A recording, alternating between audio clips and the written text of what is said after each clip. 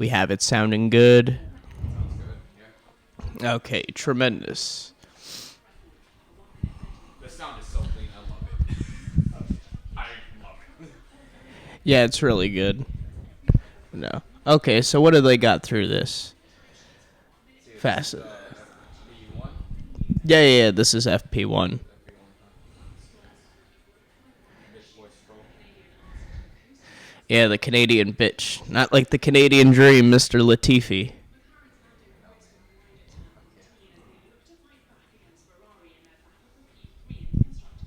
Ooh. All four off the track. All four right there, buddy.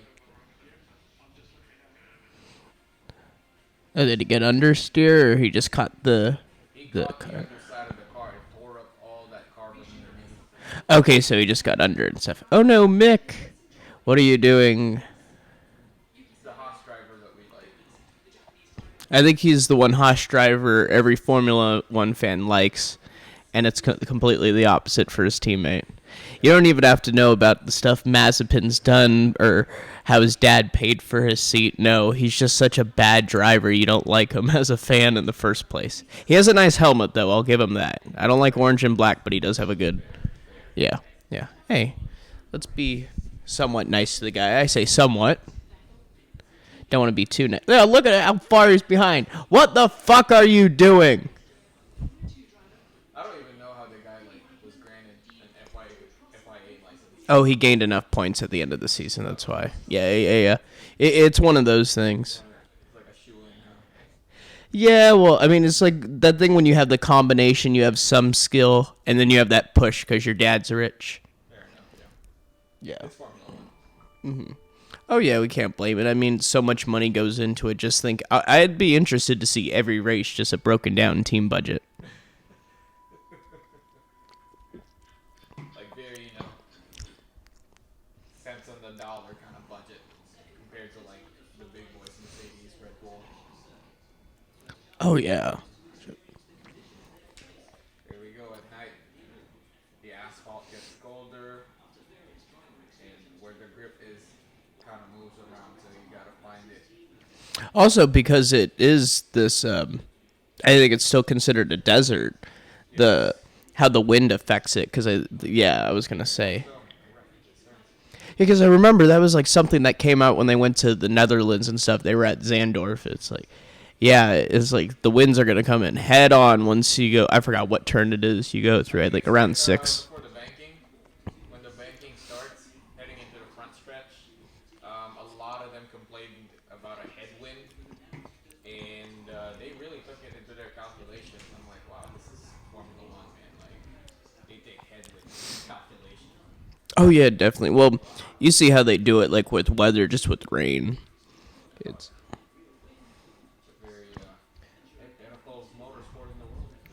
Yeah, well, I assume when you're trying, because they have some physics people there, and also how you're trying to break down to every little microsecond. Yeah, It's a battle of marginal gains, if you will. yeah. Well, also how I think sometimes it'll continue. Let me just make sure it's all in. Continue. Because if you lose some time, it's like that adds up and stuff. You can't really gain it back unless somehow they fuck up.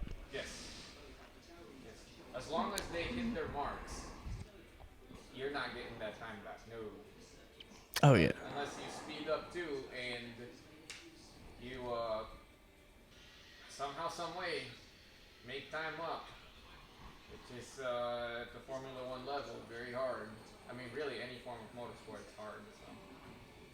No, yeah, definitely. It's, I guess, all the variables that come with Formula One, how it's quicker. Yeah, because it is seen as that pinnacle. You do get that very filtered competition. Absolutely, absolutely. Well, you notice how, like, the drivers, it's like they either had a racing father, a rich dad, or they got some injection of cash, a la Sergio Perez. Yes. Or they just caught the bug. They were just like, oh, this is fun. Yeah. Go kart and Well, like the ones who make it, it's you gotta find one of your paths in. I mean, obviously Red Bull, they'll pay for everything, but they'll cut you if you're not doing well. it's a very brutal business. The minute you stop producing, you're gone. Yeah, that should be everything. Who gives a fuck about the veterans? You've been here forever. Hey, but we'll give props to the veterans here because they actually do well. Raikkonen and Alonso for the vehicles they have.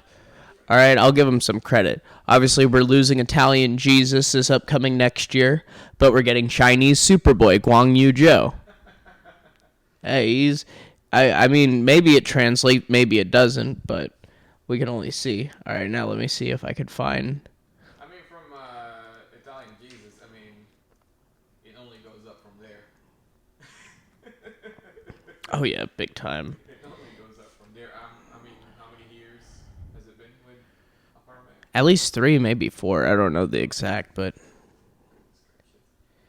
yes. Okay. Put big Chechnyan man beating up Chinese man. Those guys are yoked. Oh yeah, and stuff. Well, you also think which ones are using PEDs, but they're able to get by. Like, I don't think these guys really are, but there's this one guy, Hidalgo Vieira. He's just very big and buff, and, like, for his division, it's like, yeah, I think you're doing a little something. It's not like when you're a skinny boy. When you see one of those skinny boy fighters, it's like, oh, you just have weird genes. It's like when you saw Barry Bonds back in the day. He got jacked. I'm like, no way that guy's clean. Oh, yeah, you see just like this. And just his difference between his first year when he was at his peak, like 2001, 2002, with home runs, and when he was the hitting coach for the Marlins, he kind of shrunk. He actually looked in decent shape.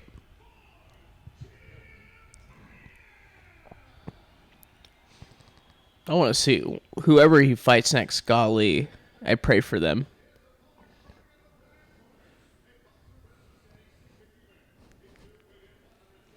Yep, big underdog too. Yeah, that was the thing. Yeah.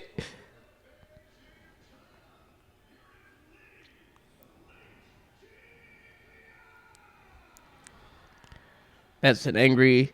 Well, I'd probably get in trouble. Fuck it. That's an angry Chinaman right there, Li Jingliang. Hey, that's what he is. I love the man. He's a killer, man. They got some great fighters coming out of China. Goddamn. I'm glad they opened up to it culturally. They used to get upset because it's like, oh, it's not like Taekwondo. It's not artful. But now their leadership realizes it makes the Chinese look stronger. Just like that. Oh, yeah, and how he just picks him up. Holy shit, man. They're going at it. He brought him over. He brought him over to Dana, apparently. Yeah, like over there. Dana was over there. He brought him over. Or no, that's Hasbullah. He's in the seat. The legend himself got to watch this up front. God damn. I wonder if he knows how popular he is in the United States.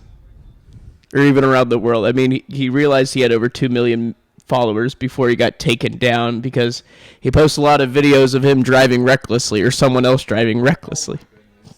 Yeah. Is he still... yeah, I want to say Dagestani. Either that or Chechnyan, because I know he's obviously Muslim. Yeah. He's just, like, on him. He's not even giving him a chance to, like, do anything.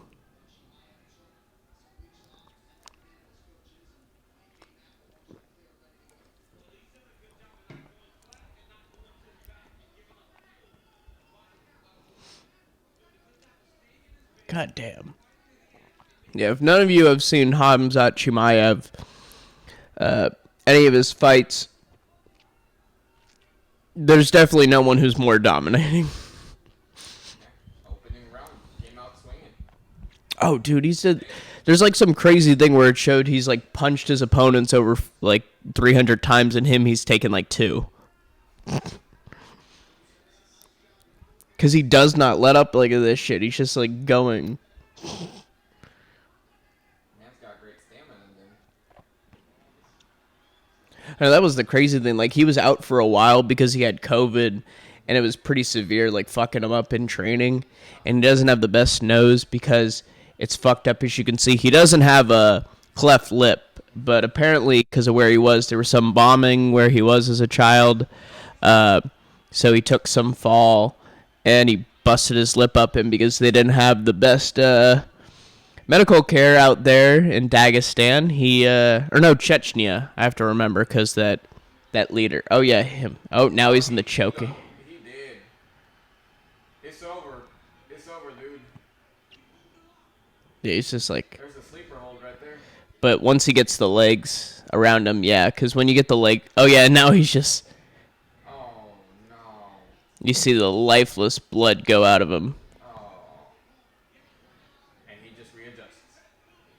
Reapply the pressure elsewhere. Oh, boy. Yeah, he's just switched. Oh man, he's begging for his life. It's a wrap. Just like that. Oh man, dude, go get that man. Oh wow. Hey, somebody get that man some medical attention, please. Oh yeah, he definitely did. That's pretty customary with someone who loses, especially when they get knocked out like that. They're like, yeah, take him to the doctors. Oh yeah, like immediately. I mean, that's the only way they get regulated now, because I know people who don't have like watch it, they don't understand that you can't just go no holds barred on it. There's rules with it. This isn't like prize fighting anymore, like underground, you know. Yeah, it's not like it was when we were born and it was like, Right. no holds barred. One man leaves alive. Oh, he's fine. I saw him like perk up. He's fine. Okay. Oh, yeah, because, like, when you get choked out like that, like, I've had it happen to me before with submission wrestling. Like, you go out, you come back. I heard it's, like, about 20 to 30 seconds after you kind of start moving again, but after you get released. But, I mean, if someone knows how to, like, do a technical submission wrestling, like, to make someone pass out, that's the best thing, because then you don't, like, if you have to deal with someone who's unruly, because you don't need to strike them. You just kind of have to subdue them briefly. Yes. Yeah. Like, you see how he's doing. Well, it's because that arm that's going around his chin, he's grabbing the other guy's shoulder or his own wrist or arm, so he's getting that extra leverage on it.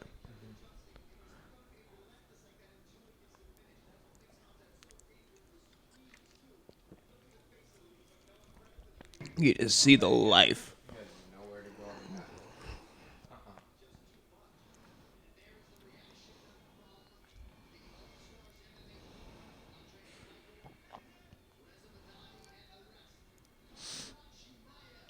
God damn.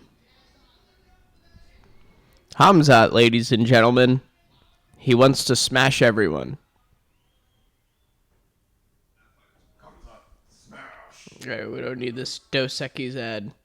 With Michael. Dude, Michael Chiesa was wearing an ASU wrestling shirt this upcoming fight week. Yeah, he like posted. Like, I think he may be training with some of the people. Like, I don't know what exactly, because, yeah, like, obviously Cejudo has this relationship. He knows those people, and you got fighters like Cain and Velasquez who were part of the ASU wrestling team. Now they're joking around. See that sportsmanship right there. Oh, yeah, you're good after, but before you play the mind games and you want to kill them. Yeah, that was one thing I know my mom, she was surprised at. Like, they're very nice to each other after, usually, okay? Then every fight ends like Conor and Khabib. Yeah, it's something that like always perplexed me about MMA too. It's like I know this is martial arts. It's a sport rooted in respect. Oh, yeah. And like when I see guys just going at each other like that, it's like, come on guys. Come on guys. Like this is, I know it's not an easy sport. This is, respect for each other's competitors is something that is emphasized. throughout the ranks, and then when I see them just like do like some counter or Khabib kind of shit right Yeah. there, I'm like, it's like it just makes me scratch my head. So. Yeah, because you see some like they quibble after. I know this one, this lady earlier this year, Cheyenne Bays, is like, I'll find you after or something like this. Like, I mean, well, they were really going into a spat and they didn't seem good, but yeah, it's usually when you go to a decision though, there's more reconciliation because you're like, oh shit, we outlasted Yeah, each they other. went the distance. Yeah, which is, I mean, good to see and stuff just for the sake of it. I wonder who Canelo is gonna fight next. I heard his last fight was crazy as shit. Oh, that night we went to George Lopez. Yeah, it was that night. Well, it was like a late knockout. Oh damn, I haven't seen it. So. Yeah, well, apparently Dana White he put like 100,000 on Canelo by TKO. Well, I mean he's known to bet like a million, 2 million when he does like poker blackjack at a night sometimes. Yeah, he's got the money to burn of it. I wish I could do Oh, dude, yeah, that part where you get to where you never worry about how you spend your money, that is amazing. that freedom. You know, it's not really the physical cash or like the when you check your bank account, you're like, shit, man, commas. It's the freedom. Yeah, like you're not looking to just spend, consume. It's more to have no worries. Exactly. Exactly. Like, okay, I need this. I can go to the store, come and get it. You know. Oh yeah. Or like, okay, how am I gonna get this? Yeah, like put it this way, like even if I had, let's say, like Jeff Bezos money, I'd probably only have one, maybe a few houses. Like just having multiple houses, it just seems like a problem. And plus I'm thinking of a Evander Kane of the San Jose Sharks dealing with his whole tax evasion issue. Well, he has many issues. Tax evasion being one. More recently, breaking COVID protocols. There was the suspicion he was gambling on games, but he was cleared of that by the league. Then there was a thing with his wife and domestic abuse, and that's never good. Yeah, well, remember the thing I was telling you how he was even known in Vegas for like walking out, and how they chanted at the Golden Knights game when the Sharks were there. It's like pay your, I forgot what it is, like the term, pay, crap. That's okay. I don't remember exactly, but it was something along that, like paying your. Is it alimony? No. It had to deal with the person who takes like your gambling debt, because it was his gambling debt. He was known to like walk out on it. Oh yeah. Wow. Oh yeah, dude. It's like there was stuff with Evander Kane before, like behavioral thing, which I think was overblown. But this other stuff seems like a real issue. Sounds like it. Sounds very like it, brother. Yes. Freaking athletes with their money. I wish that was a thing I could. I'd be willing to do it for an athlete. Just be like, I only need enough income to be a third to a fifth of my income going towards cost of living, and beyond that, I'll be fine with pay. Yeah, like if you gave me that 20%, I'd totally freaking take it. Sounds fair, yeah. Just teach them like, income to debt ratio, credit utilization, all that Yeah, well, compound interest. Well, here's the first thing you teach them. You first teach them about the tax thing, because it's like, okay, first of all, and I'll admit this to you, the government's an asshole. First of all, the federal government's already going to take a third of your income. And then you're probably going to get up to another 10% if you're like living in my home state of California. Probably you get that taken away additionally. So and they don't realize that. That's why some athletes will take lower pay to be in a state like Florida or Texas playing rather than California or New York. No income tax. Exactly. I mean, you think of it like with Formula One and stuff, the income tax thing. Though Monaco has the rule like you have to be there at least or at least 6 months, 1 day a year, like up to that. But I imagine like a lot of those drivers, they spend the week leading into Monaco there. A lot of time in Europe because it's nearby. They just fly in there. Like Verstappen has his own. Yeah, well, his own place. He has his own private jet. He bought a used one from Richard Branson. That F1 money. Well, I assume Red Bull pays a portion of it too. I can see that. Yeah, I can see that. You gotta get your golden boy, places. Oh yeah, well you want to cater to them. I mean, Red Bull does this whole Formula One stuff just for advertising and stuff, just for like the notoriety. They don't give a shit as a company about it. It's to put them out there, but it works for them. Oh yeah, definitely. Yeah, I mean Ferraris, it's more just because they've done it for a while and stuff. Just different company. Ferrari. Yeah, that's true. Hey, Ferrari. They do it for the old man Ferrari. you freaking Enzo. Good for him. And the New York Yankees of Formula One. Yeah, pretty much like that. Or, I mean, you'd think that just comparing to. Is it the Yankees? I mean, I see what you're saying, the Yankees, because it's like that big money, prestige, legacy kind of thing. But maybe there's like a team like Dallas Cowboys or Manchester United that are more applicable to theirs. Because I think of the Yankees, I guess maybe it would be compared to the Yankees now because of all the issues they've had. Because it's like Ferrari hasn't won in a while. Though that's more because Mercedes being spending like crazy. Historically, it's always been Ferrari, the most decorated team. Isn't that possibly why they put those restrictions on the staffing for Formula One, the payment? Like, you get to deduct your top three non-driving team members, which is pretty much, it's like, yeah, your principal and whoever your two most senior. Probably technical director and then whoever's below him. Yeah, it's like whoever's on the pit wall because they don't have to do the dirty work. Yep. So, say for Red Bull, that's going to be Christian and then Newey. And then whoever's below Newey. I thought Newey was like a talent kind of thing, and Christian was the team thing, is what it was. Like Christian managed that's at least what I thought. I don't know Red Bull structure, but I thought Adrian Newey was like the president of talent relations, and so he's responsible for at least funneling them or directing that. Like Horner manages it because with Red Bull you need a fun young principal. Yep. Absolutely. They're the fun team.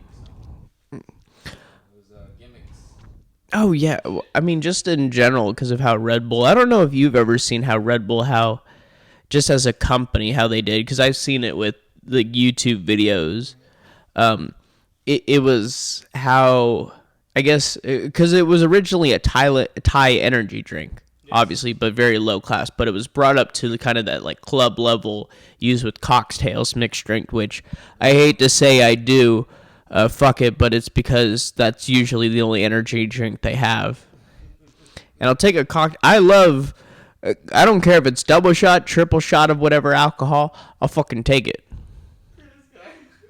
Oh, I will. Well, why else would I have this Four Loko 14% at almost 10 at night? It's a man's man right there, ladies and gentlemen. It is, exactly.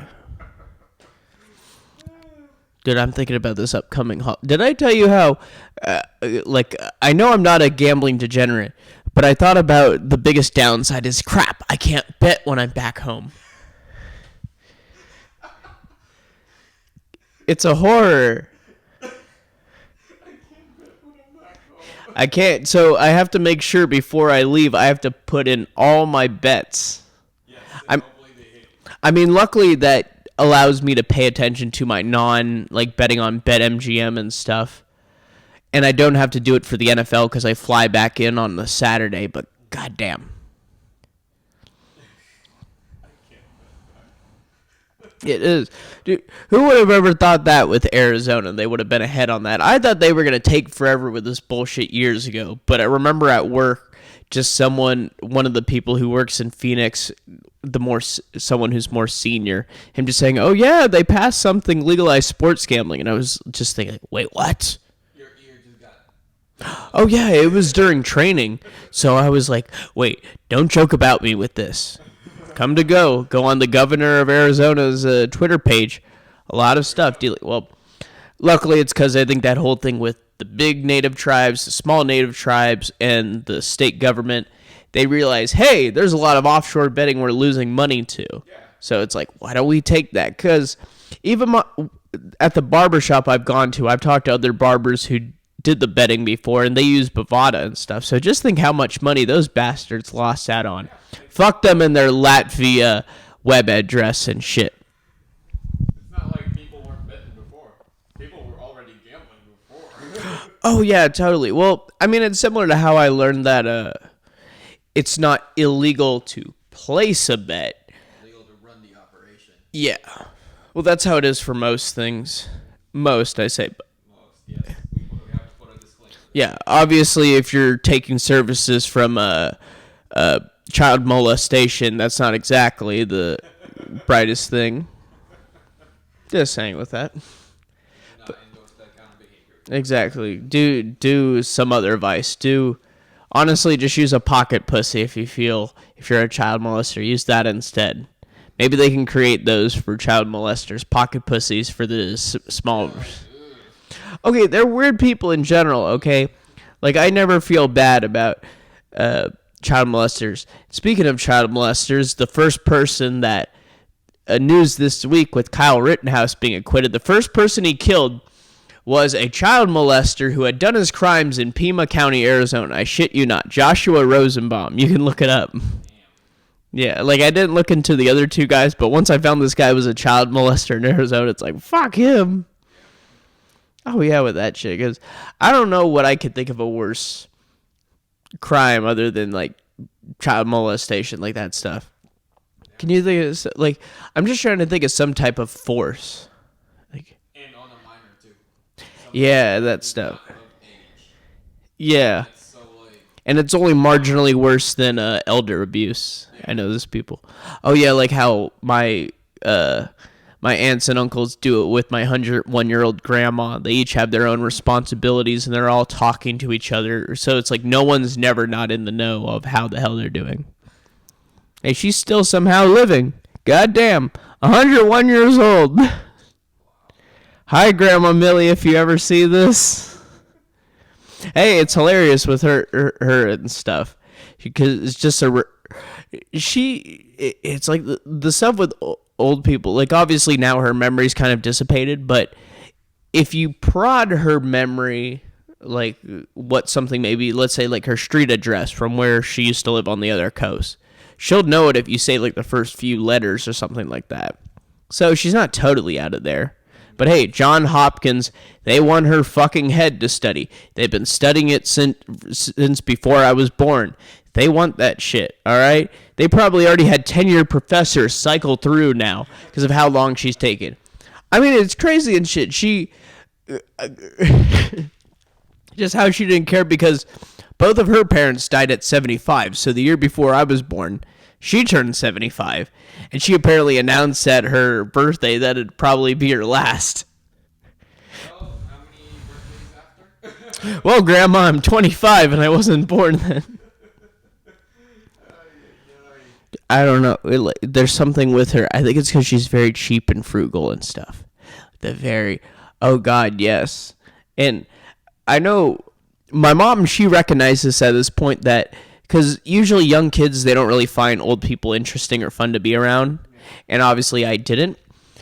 But when I got to my later teens and early 20s, I found my old grandma more amusing. Just the random stuff she'd say at times. Like when she was in one of those care homes and she talked about how being hand washed by a black man, it was the first time she had ever had it happen to her.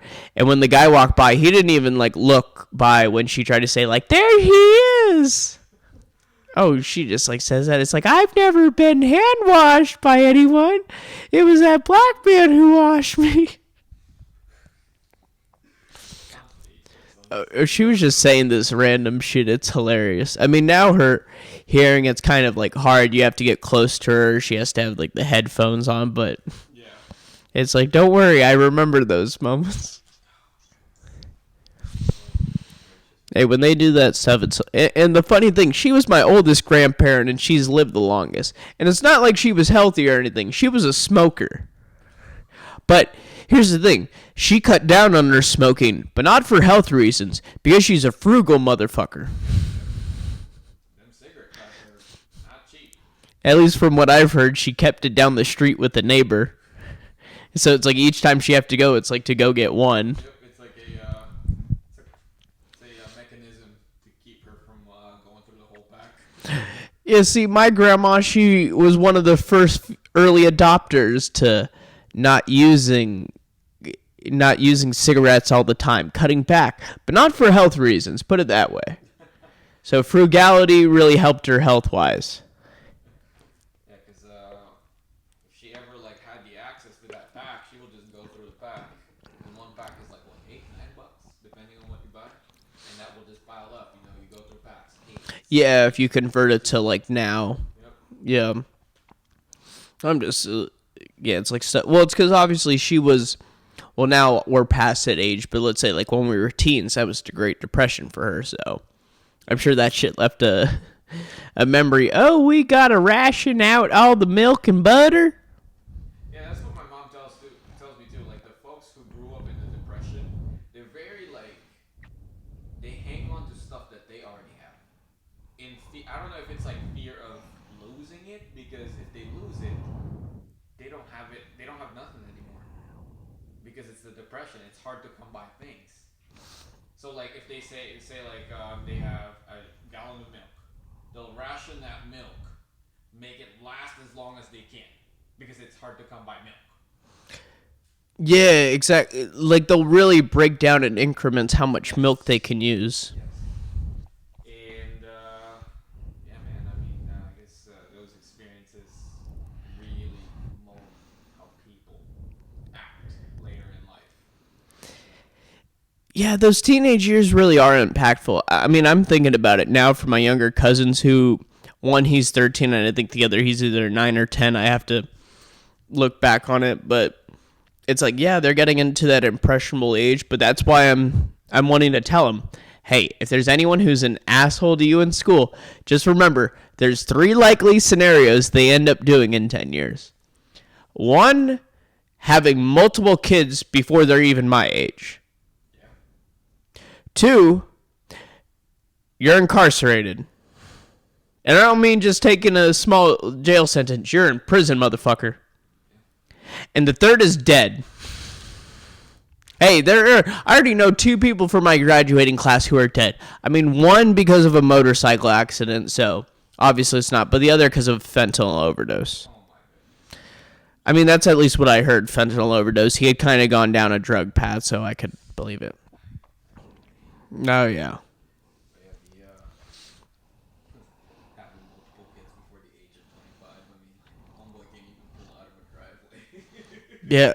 Well, here's something I noticed. The kids that had, from the graduating class who had kids now, they were the ones that were getting into fights during lunch. They were saying, do you really want those people raising your kids? I am serious. Oh my goodness. Yeah, it's well, it's like, do you remember when I showed you that Instagram story of that one really trashy guy? And then the last one he's posting about how he ran out of gas.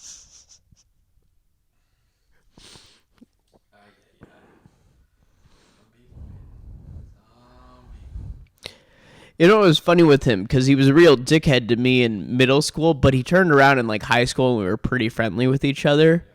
So it's just kind of more like, what are you doing? And his cousin's somehow even stupider than him. So it's more like, are you really the only hope in the family? You're that small glimmer of hope. Yeah, just what they're all writing on.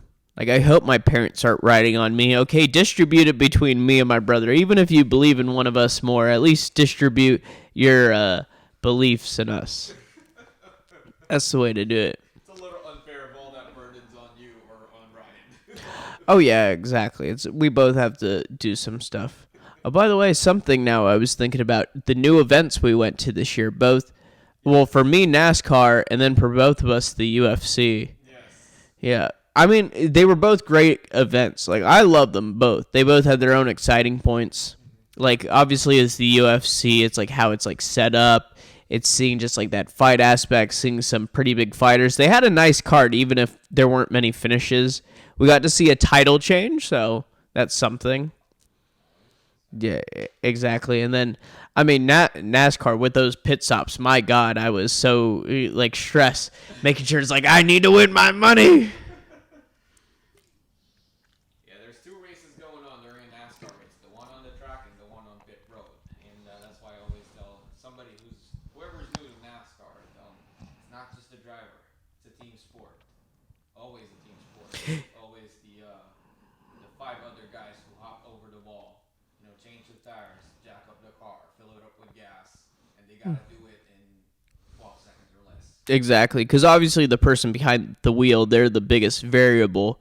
But obviously, because it's such a sport of margins, if you just fuck up a little with your pit stop, like you have so many seconds that could fuck you because they could be on the track, they could be traveling. How far could they get within 4 seconds? Well, maybe they make within like 10 to 12 seconds of track time within that just because you had 4 seconds of standstill. Yeah. Yeah. So it's trying to find the word for it. Organized chaos on pit road. Kind of, yeah. Like there's some very mad people there. I mean, obviously, a lot of these sports, there's some very mad people who do that, but you got to be focused, but also have that crazy mentality going through you. Yep. You gotta have a little bit of crazy to do NASCAR, and I say that in the nicest way possible. And I'm sure the NASCAR folk know that too. You gotta be a little crazy to do this. Oh yeah, God, I'm sure like most of those would admit it because, I mean, you'd want to think like, oh, maybe we shouldn't think that because it appears bad on them, it may degrade them, but I'm sure a lot of them would admit it. It's like some of these people are crazy. Oh yeah. Oh yeah. For sure. Yeah, any form of motorsport, really, you gotta have a little bit of crazy in you to Yeah. strap yourself into a ticking time bomb. Well, I feel at least with Formula One, it's more obviously that kind of like high class at professional. Like you better fucking make the move. You better not screw up because of that small margins. But it doesn't take away from the intensity of other sports like IndyCar or NASCAR.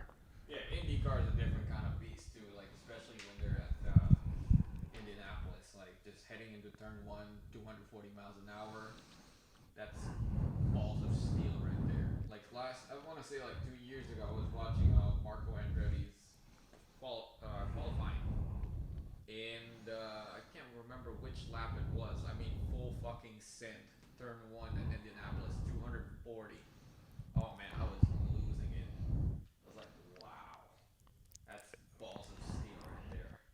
Yeah, because it's like I remember you said it how Roman was scared of the ovals and stuff because you're not letting off the gas, and that kind of makes sense. Is like because you're not braking, so you're not decreasing your speed. You're literally just like keep going fast, keep going fast. Yep, you just let off a little bit of the throttle to kind of shave off some speed, let the tires kind of catch grip again. Yeah, with like turning. Yep, and then when the car finds grip again, back on the power, back on the gas. And so I get it, and I'm glad for Roman that he conquered his fear of ovals. He completed his first oval race at Gateway this year, and so I'm really happy for him after like the Bahrain incident, and he was able to like overcome that, and now he did an Indy test with Jimmy Johnson. Actually. Oh yeah, he seemed pretty like quick to overcome that incident. I mean, yeah, it was probably tragic for him, but he seemed very eager to not want it to slow him down and stuff. Yeah. I mean, he already knew he was going to leave the Haas Formula One team, but is it weird how that one incident almost dying made fans like him more? I mean, I liked him. He was a nice guy, but I found him annoying with crashing a lot. Yes, he did. I'll give him that. Like he did wreck a lot. Like circumstances that were in his control and out of his control. Both. Well, kind of like, wasn't it the Halo thing? It was some incident he caused on Fernando Alonso in Australia. That's the reason they introduced the Halo or something. Like, I thought he's the real reason that they put in the Halo. So it's like, If I remember correctly, because I think that was the time I was slowly getting back into Formula One. Like for a while, I did not pay attention to Formula One. Like I knew the names, I knew Kimi, I knew Fernando, and around like 2015-ish, that's when they started talking about that. That's when Jensen and Fernando were partners at McLaren. They were teammates. That's when I started getting back to Formula One because I was like, oh shit, Jensen and Fernando at McLaren. Oh yeah, but it was shit show. We don't talk about that. That 15 through 17 era, we don't talk about that. But yeah, that was something with Roman and Fernando about the Halo. yeah, because at first I didn't realize why the Halo somehow saved his life till I saw a physical look of it. It's like, okay, there's the metal barrier. His face would have literally hit it if it wasn't for this Halo being in front. Yeah, because at first I thought it was kind of weird. Like, I understood the fire, obviously, but it was more like, oh, the crash itself. And if my memory serves me right, Roman was one of the Halo skeptics. When they started talking about it, he was not about it. Was it the whole vision thing? I can't remember. I'm not 100%. But the irony of it, it's the thing that saved his life. Yeah, exactly, with that. Yeah, it was something like that. I know there was a relation. If it wasn't because of the incident with Alonso somehow that caused the Halo being introduced, it was something else. But yeah, I mean, obviously it is a smart thing because the car's going fast. You don't know if they fly and stuff, and yeah, they could hit you in the face. Wasn't there some... Oh, it was some moment this year where like a tire, like it could have hit someone in the head. I think it was at Spa. And... It's like if the Halo wasn't there, the tire would have like hit him in the head. I'm trying to remember. I mean, we could even put it up if we wanted to. Do we put it? Fuck yeah! What we got here? Oh shit! Partying at Ceci's birthday, and Tim Tebow is a baseball player. Dude, it feels weird saying I've seen Tim Tebow play two different sports in person. Man's a jack of two trades. Well, now he's just back to the broadcasting with college football. Oh, yeah, there was no race from Spa. I forgot because of the whole rain out. Yeah, I remember from IndyCar this year actually, somebody got hit with a tire, but not a person, a car.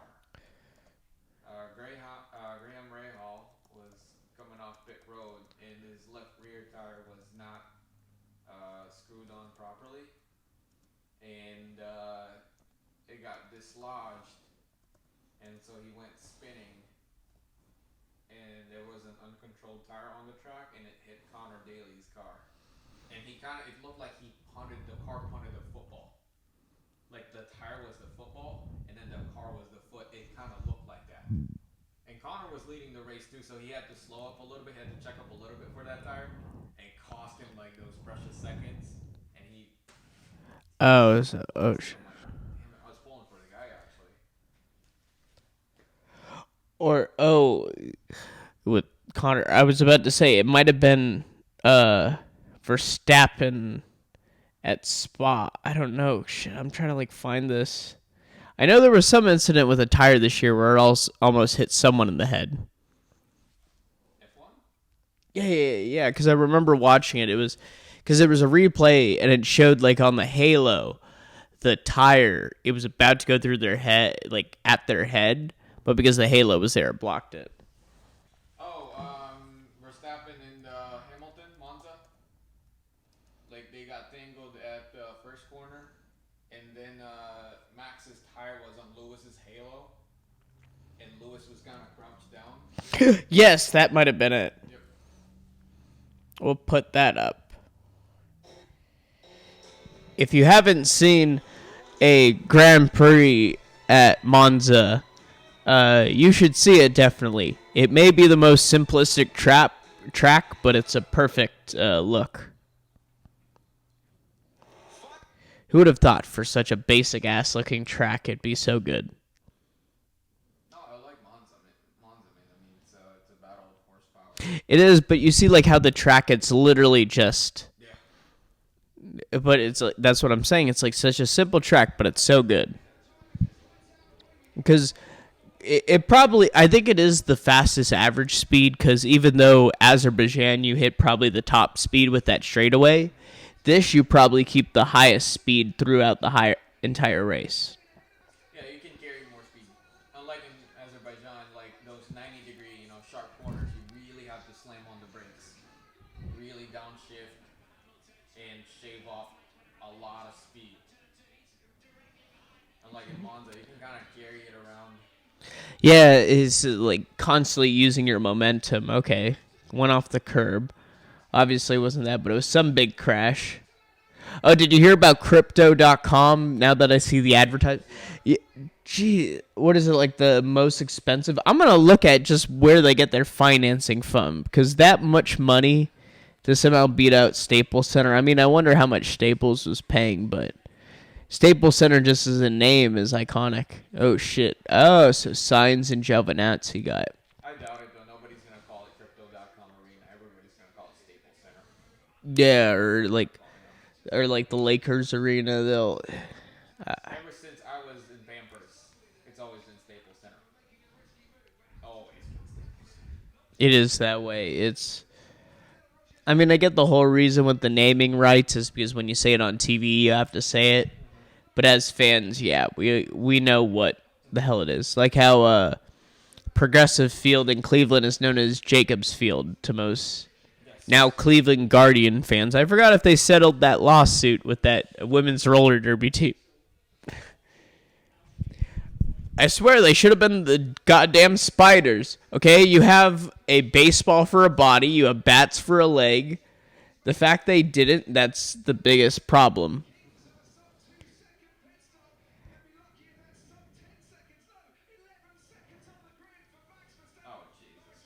What, was there like some problem with changing a tire, or they were just delayed because of a penalty?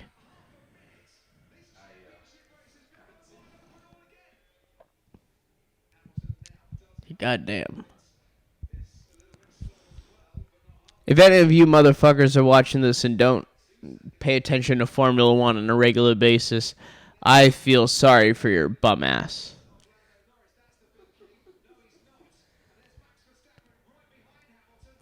I think this is it. Oh, the wheel. Oh, yeah, it was. Oh, yeah, because he tried to pull out. He couldn't. And then Verstappen got out, but then there was some controversy because Lewis was trying to back up, and it's pretty dangerous to try to back up when another driver's walking out. Yeah, see, Max's right rear. You know, honestly, in less than a decade, they're going to be, like, good friends with each other remembering these title fights. Because it seems like that with a lot of drivers. They'll definitely be rivals while they're racing, and it'll be like, okay, yeah, this is it. Okay, yeah, like, the vehicle went up, that tire went right there. Okay. Alan Prost and Ayrton Senna.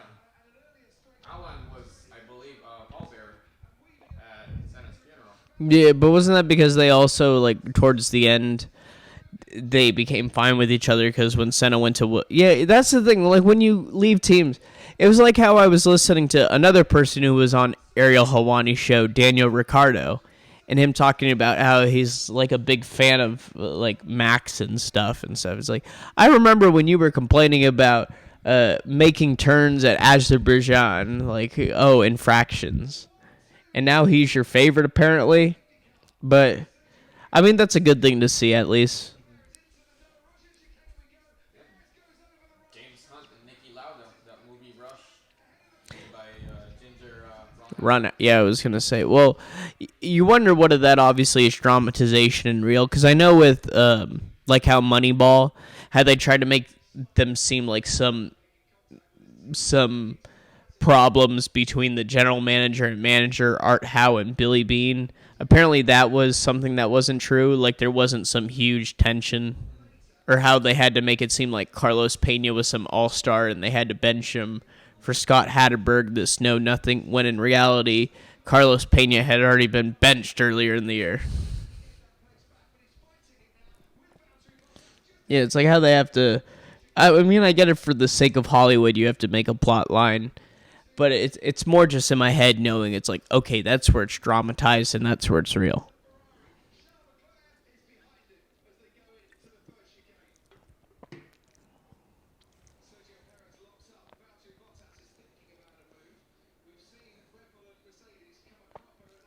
Shit, just seeing McLaren at the top. Goddamn. I saw something like odds on BetMGM for the championship, and it's like minus 115 for both Verstappen and Hamilton. Yeah, because you wonder that he's 12 behind, but usually Lewis does better and Mercedes in general do better with these races in the Middle East at the end of the season.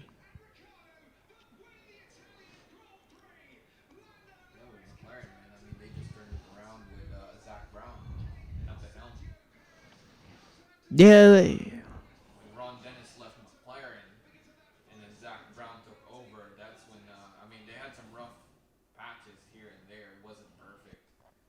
But now they're, back to winning races. yeah, McLaren that we know. they're breaking into that big three that usually dominate the wins. Well, except for Ferrari, the past 2 seasons, they've been total dipshits. We don't know what's going on there. Italian Harry Potter, Matteo Benito, he's jerking off there at the pit wall. We don't know what he's doing.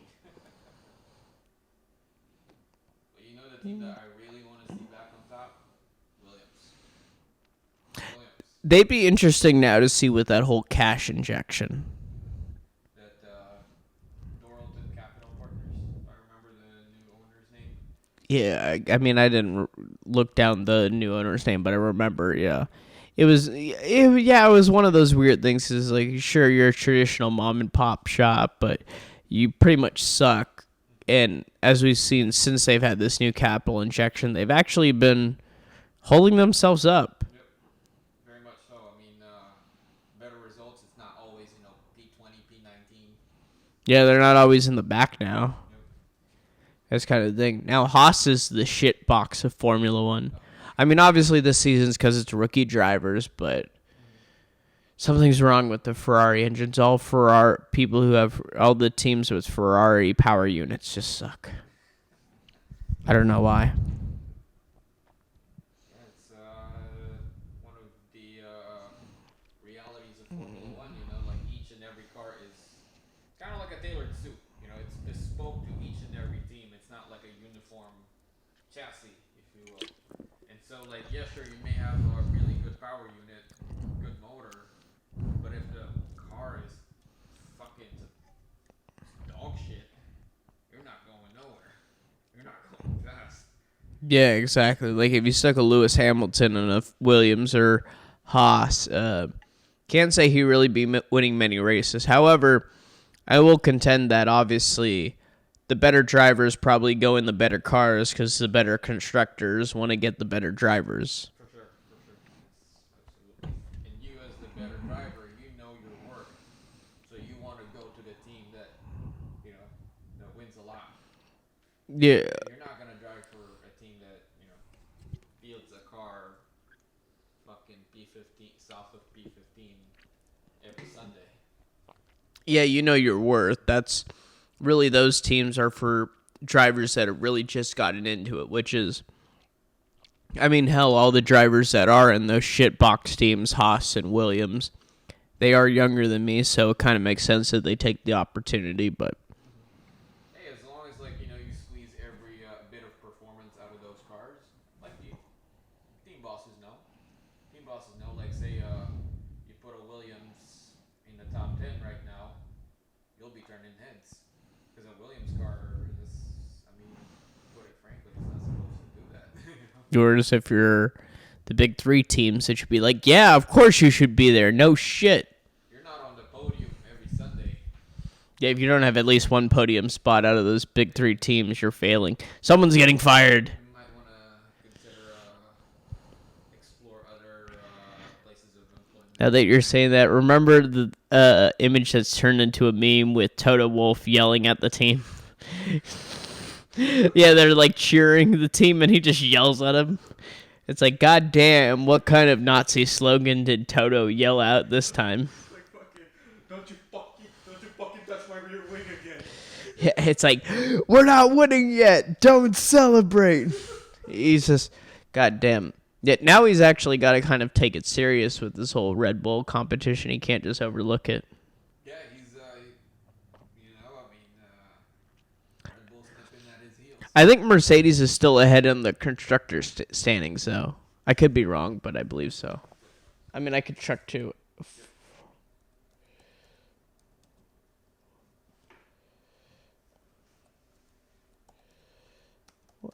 Constructors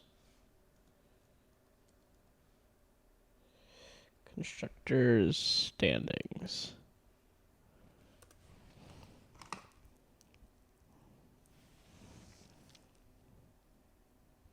Mercedes. Yeah, Mercedes ahead. Why, 11. 11 points? Oh. Okay, so it's still up in the air. Yeah, that was the whole thing. Why, like the drivers' championship, I saw the odds on BetMGM, and it was both minus 115 for each side. I mean, Verstappen has some points ahead, but obviously, yeah. I think I said that ahead. God damn, I have been drinking. Yeah, when I saw the Four Loko, man, I was like, oh shit, brother. Yeah. Well, that's the thing. I use obviously the friends from the UKA is mostly England. It's people in England and then Jay in Brooklyn, New York. So yeah, they know. Oh, they know me for Four Loko and shit because they're like, oh God, you're having that. Did you have the original formula back when we were in college? No, dude, I don't think they had it anymore. I think it was before, like when we were in high school, that they discontinued the original formula because it was too high. Yeah. Well, I heard it used to actually be in glass, like that's what. Yeah. Stuff like that. Yeah, the college stories, man, just looking back at it, man. Oh God, yeah. What the thing? I'm trying to think. Like, obviously there was the classes we were both in, like Garneros. Yes. That was the first class where I realized the whole PC culture thing with that one lady said behind this, like, oh, don't refer to them as sister cells, refer to them as sibling cells. Who gives a shit? I remember, like, when Karl and I would get to class, we would ask each other, did you check your privilege? Yeah, that'd be the first. And I'd usually say I checked it twice. When I woke up and when I went to bed. Gotta start and end the day right. Yeah, there's that. I mean, because I only met you a freshman year, and shit, like that's when the stuff went down because we were all by campus and it was just weird as hell.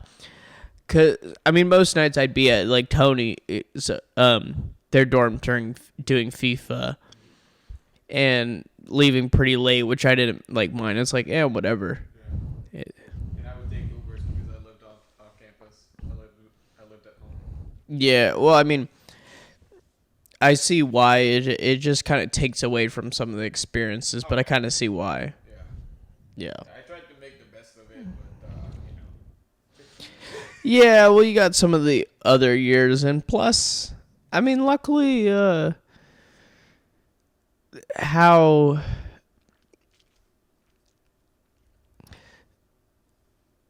like the years beyond college, we were able to do stuff more. I mean, partially because we were 21 and over oh, by yeah, that for point. Sure, yeah. It's not like we missed out on anything. You know, if anything, we caught up on it.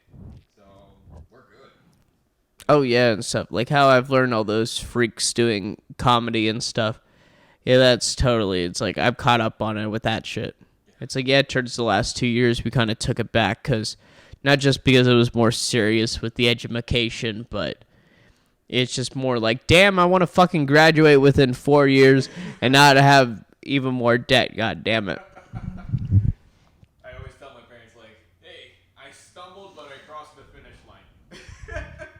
Yeah, well, I'm thinking about like all the people I know that took much longer than 4 years, and it's like, well, at least I feel better about myself with that. I was like, hey man, I mean, we we get the bills paid on time.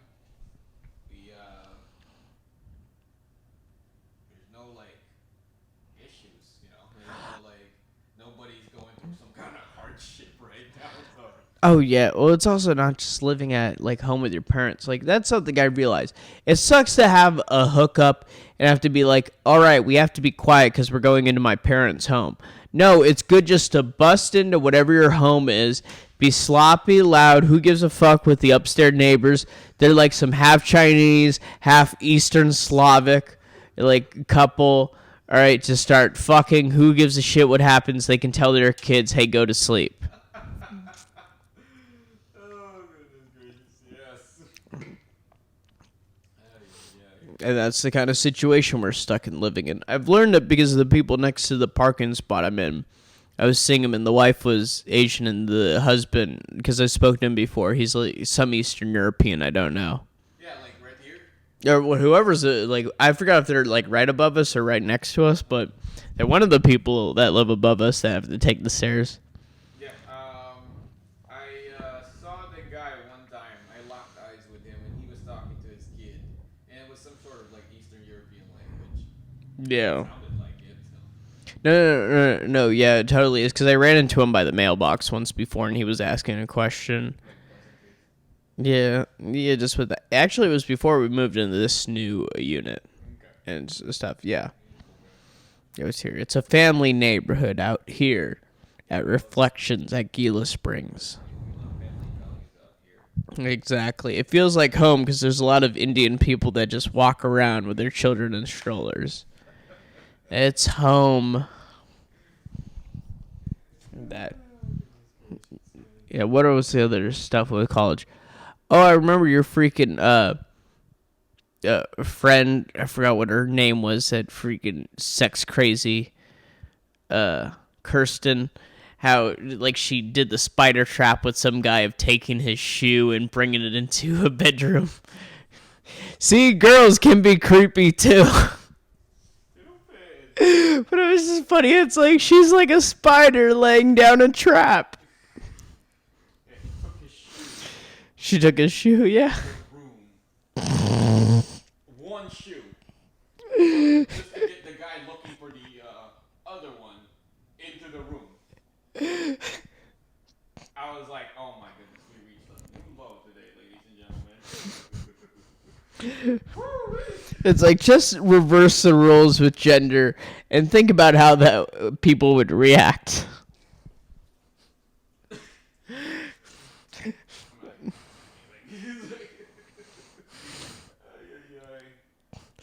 I just remember thinking that it's like, well, it's a glad thing you were born a woman and not a man, because I could just imagine what you'd be doing as a man. Oh yeah, that stuff. Like you think about that with the really like sex horny women. Like if they were men, they'd probably be rapists and shit. If they had that libido. I mean, if they can't, keep a lid on it, and not respect boundaries, not fucking, ask for consent, like to do certain things, or just not fucking not to certain things, but like just completely, throw that out the window. Yeah. Yeah, I like to emphasize that to our viewers. Boundaries, please, always, all the time. Yes, exactly. Well, I mean, there's also like you don't always need explicit, but there's what's to say like pretty obvious complied consent. Like if they're going along, they're not pushing away, like going back. Yeah, for sure. You got to read body language. Or I learned like when you're starting on, be an arm's distance away. Don't look like you're trying to kidnap them, like Patty Hearst was done. All right.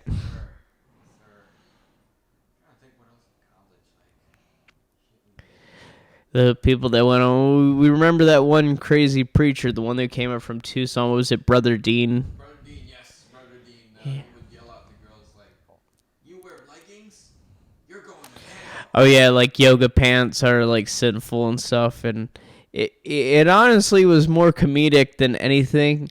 But obviously, the stupid people were the ones at our school that actually interacted with him. Anyone who was smart just laughed at him and walked away.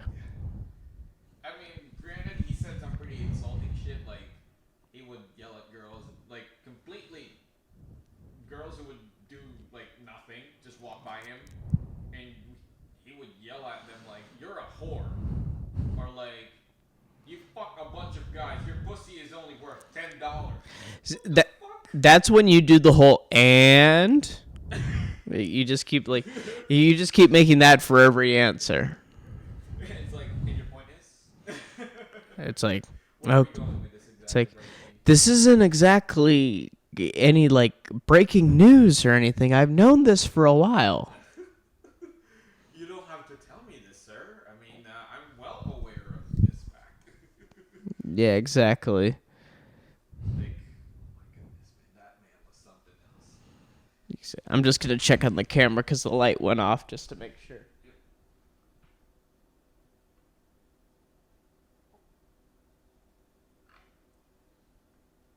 we still rolling?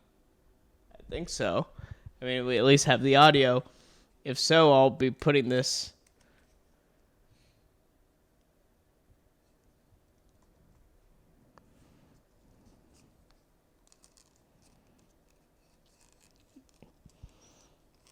Whatever happened there.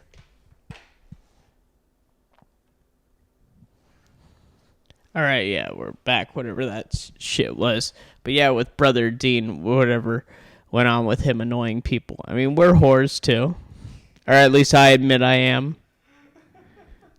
Yeah, or no, it did go off and shit. I wonder what it is. Battery, maybe? Maybe. I'm thinking, if it went quick, whatever, we'll end it like that.